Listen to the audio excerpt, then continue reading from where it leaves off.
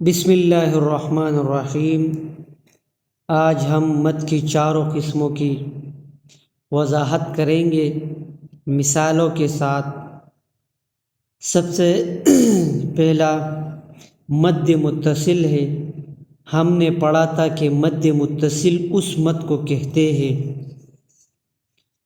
جب حروف مد کے بعد حمزہ آ جائے اور پورا لفظ ایک کلمے کے اندر ہو تو اس مد کو مد متصل کہا جائے گا۔ یہاں پر اداء لفظ آپ کے سامنے موجود ہے۔ اداء میں یہاں پر مد متصل آیا ہے۔ سب سے پہلی بات یہ سمجھے کہ حروف مدہ کل 3 حروف ہے، الف ہے اور واو ہے اور یا ہے۔ تو یہاں پر الف آیا ہے آپ کو کے سامنے اور اس کے بعد حمزہ ہے اور پورا کلمہ ایک ہے، تو آپ سمجھیے کہ یہ مد متصل ہے۔ دوسری مثال بھی دیکھیے یہاں پر سواء، تیسری مثال جزاء، اور اس کے علاوہ یا کی مثال یہ بریء حرف آپ کو نظر آ رہا ہوگا، بریء۔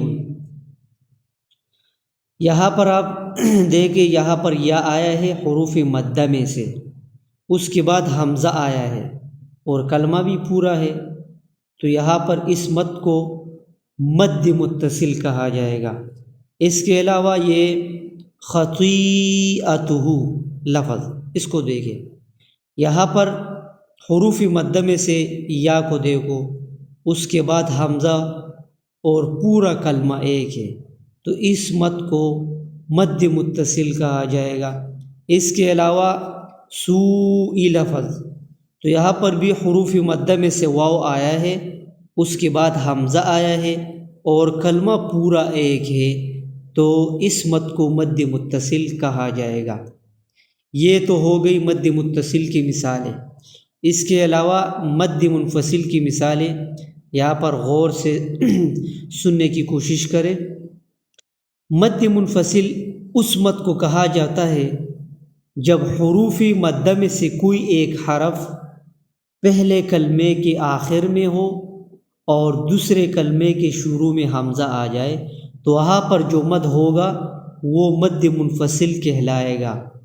جیسے آپ یہاں پر دیکھ سکتے ہیں یا آدم، تو یا آدم میں ہم پہچان اس طرح کریں گے کہ یہاں پر یا الگ کلمہ ہے، آدم الگ ہے۔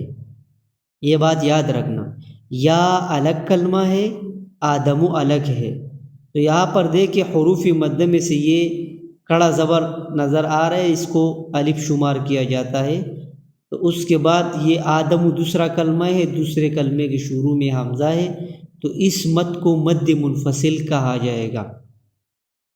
اس کے علاوہ یہاں پر یا ایھا الذین آمنوا، یہ پورا جملہ دے گے، یہاں پر بھی حروف مدہ میں سے یہ کڑا زبر آیا ہے، یہ الف شمار ہوتا ہے، تو یہاں پر یا ایک کلمہ ہے اور حروف مدہ بھی آخری کلمے کے آخر پر ہے، اور ایھا یہ الگ کلمہ ہے، تو اس وجہ سے ہمیں معلوم ہوا کہ یہاں پر مد منفصل ہے۔ یہ ہو گئی مد منفصل کی مثال۔ اس کے علاوہ تیسرے نمبر پر ہے مد منفصل، مد لازم، مد لازم۔ مد لازم اس مد کو کہا جاتا ہے جب حروف مدہ کے بعد یا تو کوئی مشدد حرف آ جائے، جیسے یہاں پر دیکھیں آمین، اور یا ساکن حرف آ جائے، اس کی مثال آل آنا ہے، وہ میں انشاءاللہ دوسری ویڈیو میں دکھاؤں گا۔ تو آمین پر یہاں پر آپ دیکھ سکتے ہیں حروف مدہ یہاں پر آیا ہے، اس کے بعد یہ میم مشدد ہے۔